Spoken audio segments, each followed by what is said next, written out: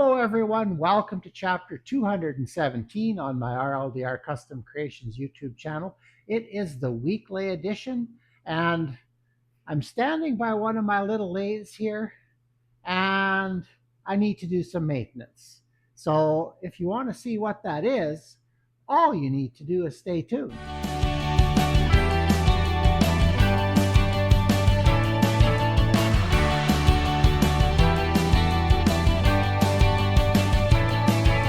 Well, yes, I've got a little bit of maintenance to do on this little lathe here. The last 2 weeks, I've hosted two separate Hub City Turner Saskatchewan Woodworkers Guild events in my shop. First of all, the first one was kind of a fun event. People paid a little bit of money each for the pop in the fridge and the coffee, and just came and spent the weekend turning.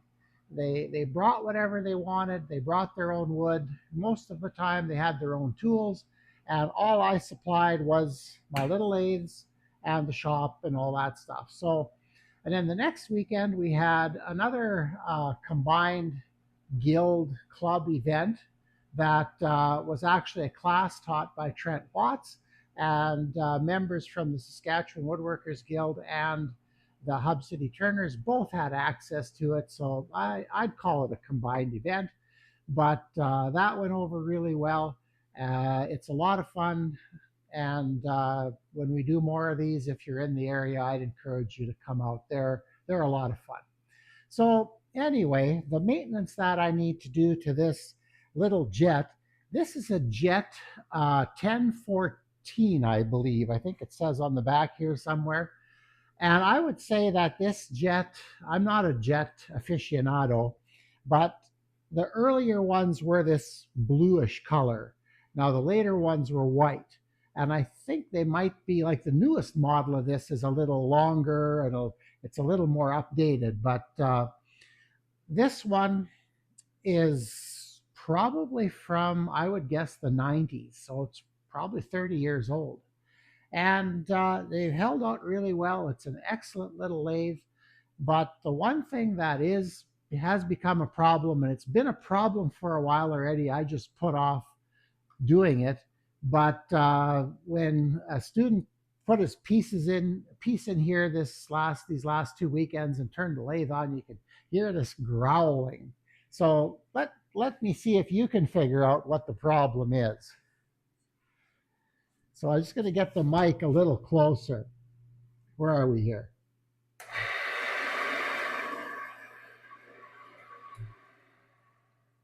These bearings are getting pretty growly. So in today's chapter, I'm going to change the two headstock bearings in this lathe. It's really, really easy. I'll just show you how I do it. And then you can, when your lathe starts to growl at you instead of smile and hum at you, you can fix it. So we'll be back when I get this thing turned around and get a couple of wrenches. Zero. Well, you didn't get the full effect of the noise. My microphone seems to cancel that out when I'm filming, but this is really quite a simple procedure. The first thing I'm going to do is take off the hand wheel, and this is a 3 millimeter Allen head, and it spins it off quite nicely. Let's see if we can get that off. Come on. Oh, I'm silly. Yeah, there's two of them. Remember that. I didn't, apparently. Remember that there are two set screws that hold the hand wheel on. And then it's left-hand thread, and it just spins off. There we go. This lathe was modified to run a vacuum chuck. I've never done it on this one, but it's designed for it. So the next thing you need to do once you have the hand wheel off, and hopefully I can get in here and see what's going on. There it is. What I should have done as well right at the beginning was loosen the belt. And that reminds me, I have to make a little change to this belt tensioning deal as well. Okay, so you'll see that there's another set screw right there. That has to come off as well. I just need to loosen it. I don't need to take it out, but I am going to check to make sure there's only one, and there is. Okay, and now what should happen is, and I forgot to bring a plastic mallet here. Now this whole thing should just tap out. I'll be back when I get my mallet. There is something to be said for being prepared. Okay, so now what I'm going to do is I'm just going to try to hold the pulley. Okay, there's a kind of a wavy washer under the hand wheel as well. I'll take that off before I lose it. And try to keep things, there are not very many pieces here, but try to keep things as organized as you can. I think that should do it. Okay, be very careful you don't lose these keyways, and just try to keep everything clean. Yeah, that looks, the shaft looks pretty good as far as I'm concerned. A little bit of discoloration on it, not sure why that's happened. But it looks, the threads look good. Well, that's a little chewed up. But hey, this lathe is 30 years old, so let's cut it some slack. All right, now I need to pull the bearings out, and that one was really easy. It just pulled out. So that's the outside. Let's see if the inside is that easy. No, it's not. And yep, I'm going to need to get another tool. Be right back. Okay, we're back. And I could have just taken a piece of doweling to do this, but I don't like to use a steel punch. This is brass, and I have a set of brass punches, so I may as well use it. And be gentle. No, that's not moving. Okay, maybe I'm being a little too gentle.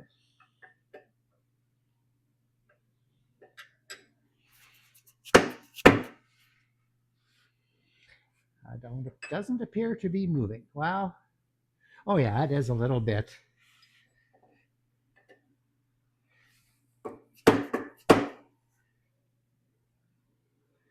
I think it is just a little bit. There we go. Now it's starting to move. Just want to make sure I hit the bearing rather than the casting.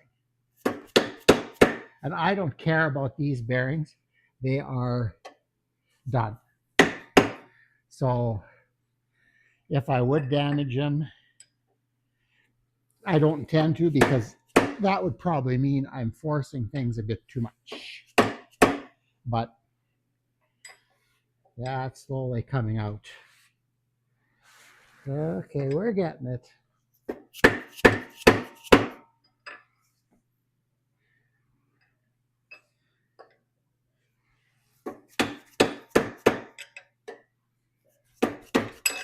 Whoops.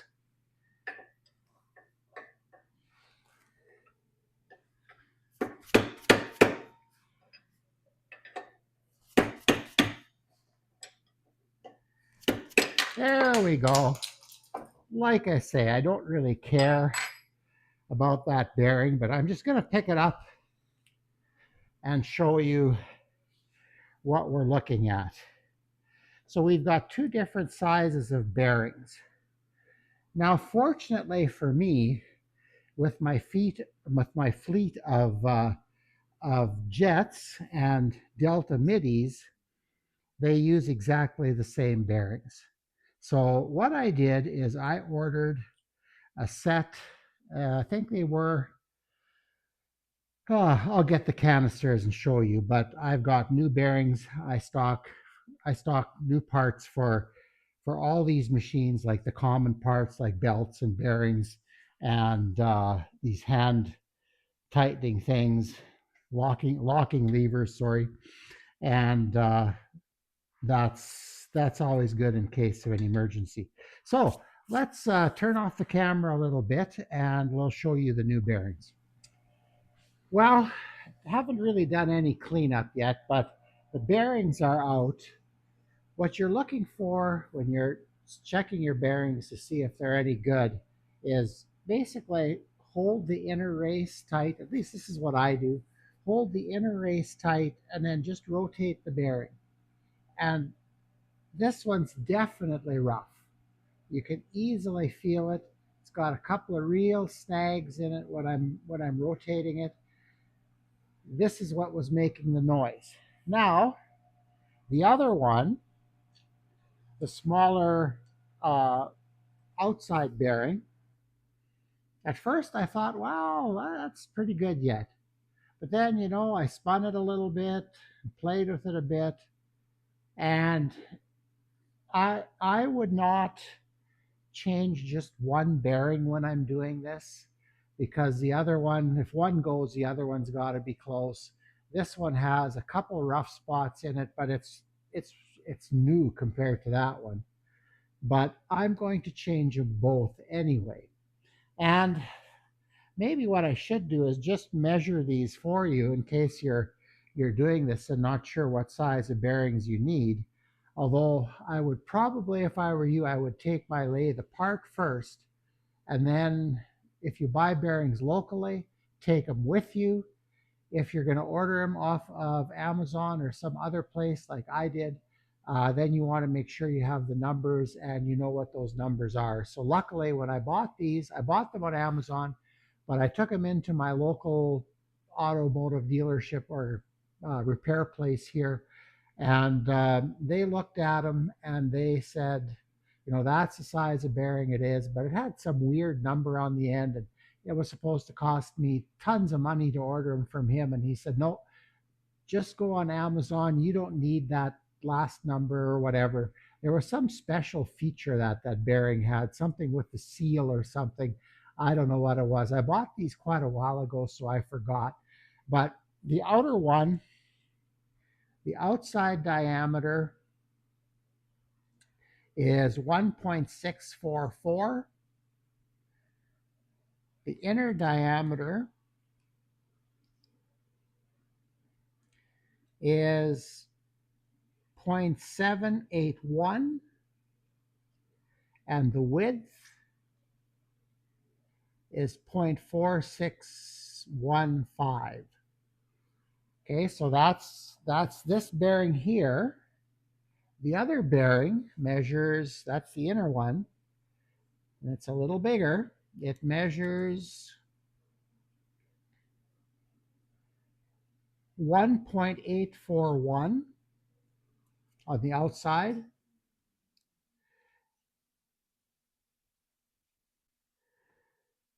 0.975 on the inside, and 0.462 in width. So those are the two bearings. And I was thinking while I was doing this, while it's on a shaft, the inner should be the same, and they're obviously not. So anyway, if that looks wrong, no, it's the way it's supposed to be. So those are your two bearings. These I'm going to throw. Well, no, I probably won't throw this one away. I'll throw it in my parts bin for a rainy day, but the other one will go. Now for replacement bearings, like I said earlier, the nice thing about these lathes is the deltas and the jets take the same bearings. So I bought 10 packs of both sizes of bearings a while ago. So, and these have I think they're called Maple Ace. There we go. They've got a nice Canadian flag on them, making you think that they're built in Canada. And I would be highly suspicious of them if they were made in Canada. It says design and quality assurance in Canada. It doesn't say that they're made in China, I'm sure. But so And I've tried to label them so when I change this lathe, I may never change again. I don't know. But I try to label them so that I know what's going on. And this is the larger one. This is the larger one. Whoops. This is the larger one. There we go. Fits perfectly. And oh, come on. There. And this is a smaller one.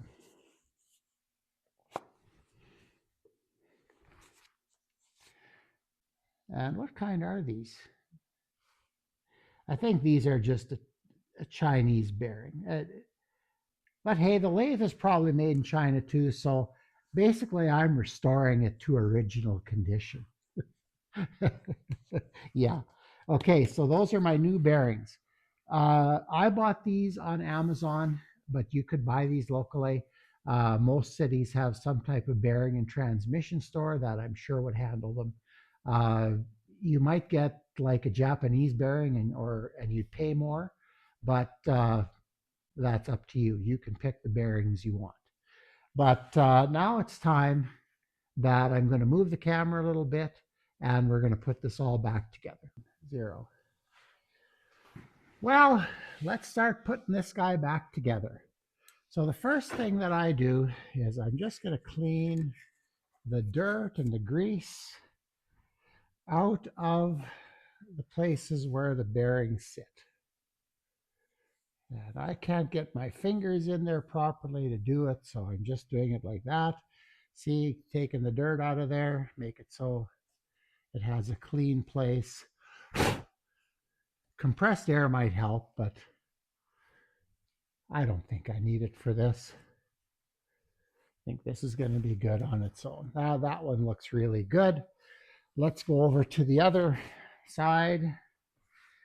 And we're just going to put these bearings someplace clean. Maybe right there for now. Okay. And then this one, we're going to do the same thing too. Just get it nice and clean.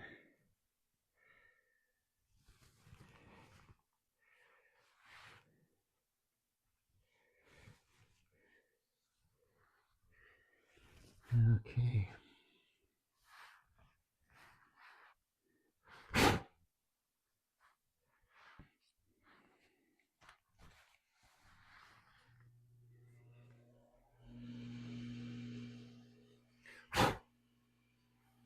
Okay, I think that's coming nicely. Don't rush through this stage. Make sure the surface that the bearing is going to be sitting on is nice and clean.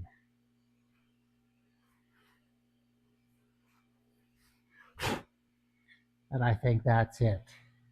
Okay, so now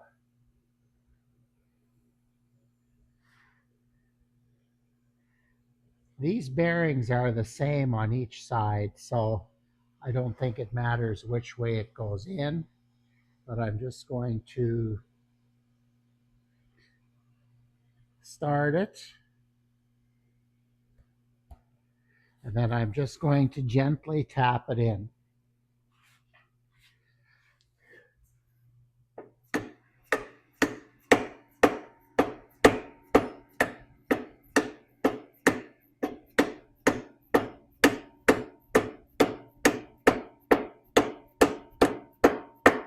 There we go. Yeah, that feels like it's all the way in. Can we see it from the other side? Wait, maybe you can see it from the front. Yeah, that looks to be in. Oh yeah, it's in. Okay, that one's in. And let's put this one in.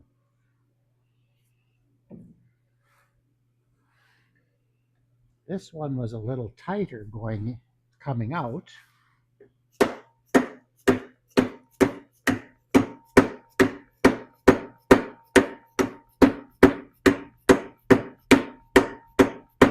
If you don't have a dead blow hammer like this, you just take a regular hammer, just put a little block of wood on it so you're not going to damage the bearing,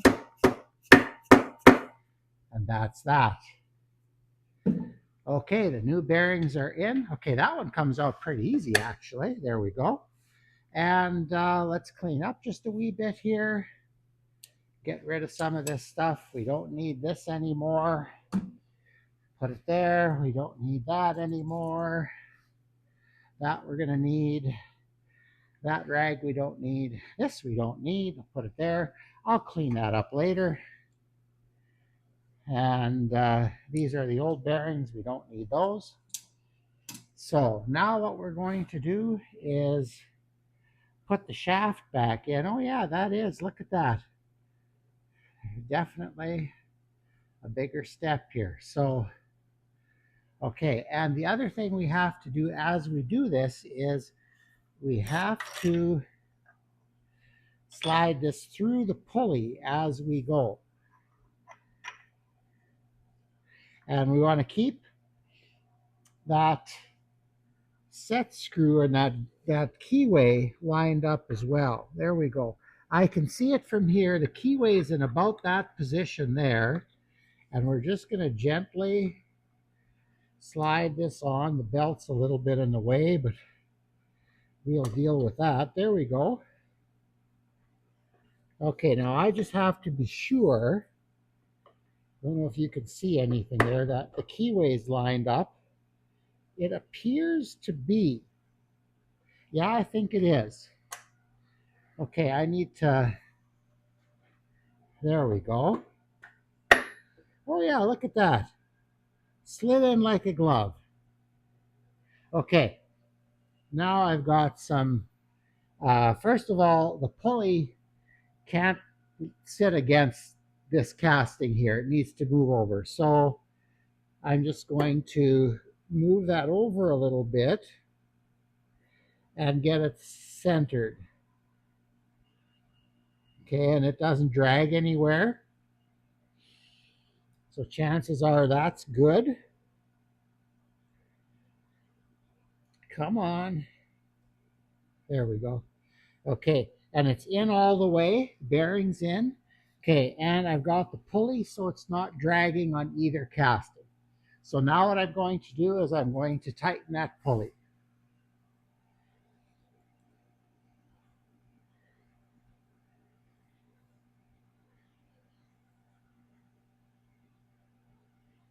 That seems nice and tight.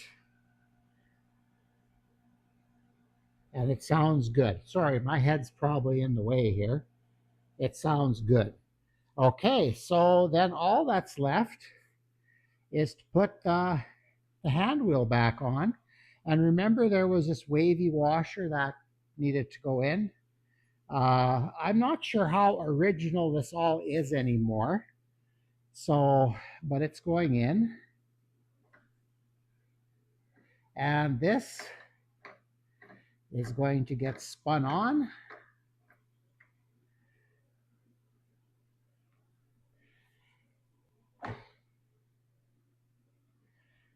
Now you have to kind of watch how tight you get this. That feels just a tad sticky to me. Let's back that off just a wee bit. There, that's it right there, I think. It doesn't have any run out, and it spins smoothly. Okay, so yeah, I think that's where we're going to tighten it. And remember, 2 to tighten here.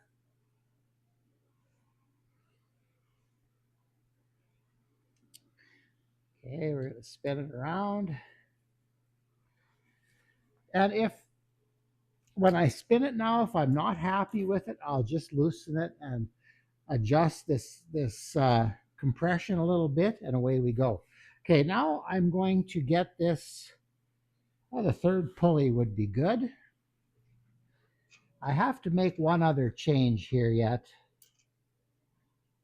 Yeah, I'll have to do that. This this okay, I'm using a belt that's a little bit too long for the jet.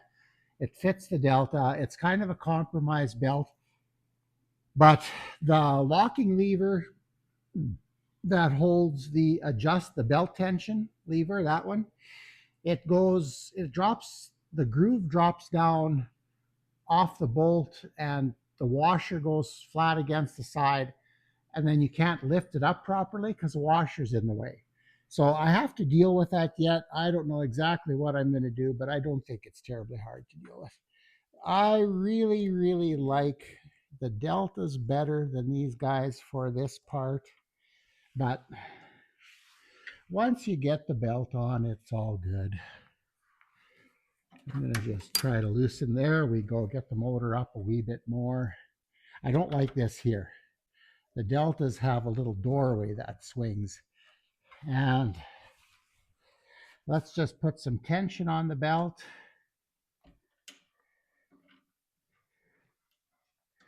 I don't notice things like this, like these levers, when I'm working with students because we don't change speeds all that often. But when adults come here, they think they have to have a different speed for everything. So let's just see what this thing sounds like. Okay, it's all good. And let's get it plugged in again. And away we go. Oh man, that's a lot quieter. It's running nice. There doesn't seem to be any run out. That is awesome. And it doesn't take very long to do. So if you have a lathe like this and it's growling at you and you need to get in there, don't hesitate. This video, you can watch it if you want, if it helps, but it's pretty self-explanatory and it's really easy to do. So get yourself a couple of bearings and go for it. Well, wasn't that easy? And now we have a nice lathe sounding exactly like it should. So it's not super quiet, but it's also not loud. It's nice and smooth. And like I say, I could turn on that Delta next to it and it would sound exactly the same. So this is a very easy thing to do. All it took me was for tools was a 3mm hex key, a dead blow hammer, some type of punch, like, I use a brass one, but you could have used a dowel. It would have been good. Steel would work if it had to, but I just don't like using steel and punching or hitting at it on a cast piece like this. So that's my thing. Uh, and it's handy to have a digital caliper. These go on sale at my favorite store quite regularly, and for $30, you can get a fairly decent digital caliper. Canadian Tire is also, this is where this one's from. This is an old one. I'd put it in my metal lathe and forgot about it for years. So, but it's working good. So it's handy to have. And take your old bearings. If I were doing this without having parts available to me on site, I would take the lathe apart, I would take the bearings, I'd go to a reputable place, see what they have. They might get a better quality bearing than what I put in. But if you find that's too expensive for you, uh, take the knowledge that they give you and find an equivalent bearing, a cheaper bearing someplace else. And I ordered these from Amazon. So, and I got these, like I said, in packs of 10. And if you're doing a Delta lathe, the Delta is almost identical to this. The bearings are the same. The procedure to take it apart is the same and to put it back together. So that's something you can do on your own. So who knows, you might even be able to use it as a negotiating tool. If somebody wants a little bit more money than you think it's worth, and you turn it on and the bearings are rough, you'd say, oh, those bearings are rough. I'm going to have to fix that. you got to drop your price, buddy. And if he knows what's going on, he'll say, yeah, a little bit maybe. But anyway, that's for you and the person you negotiate with to decide. But this is an easy fix. This lathe sounds really nice now. And for my next event, which we are considering a couple more classes, probably nothing in February yet, but maybe in March get going again. I find after a weekend of class, I'm really tired and I'm not even the instructor. Like I just walk around and find things and I help a little bit, but I firmly believe you need to have one instructor in a class. And unless they're getting overrun, I'll step in if I need to, but that's not my place. Trent is a wonderful instructor. I so much enjoy working with him, and thank the Hub City Turners and the Saskatchewan Woodworkers Guild for their membership that comes to these classes, and we have a really good time and a lot gets learned. So with that in mind, yeah, I think that's about it for this one. I haven't figured out what you'll see on the weekend edition yet, but I'm sure something will come up. Chances are with turning 2 weekends in a row, it might be turning related. I'm thinking of a little idea right now that might work out. So if you want to be back for that, probably, I don't know, maybe Friday or Saturday, that'll be out. And then we'll go into the next week. So with that in mind, please remember to like, share, and subscribe, and have fun in your shop.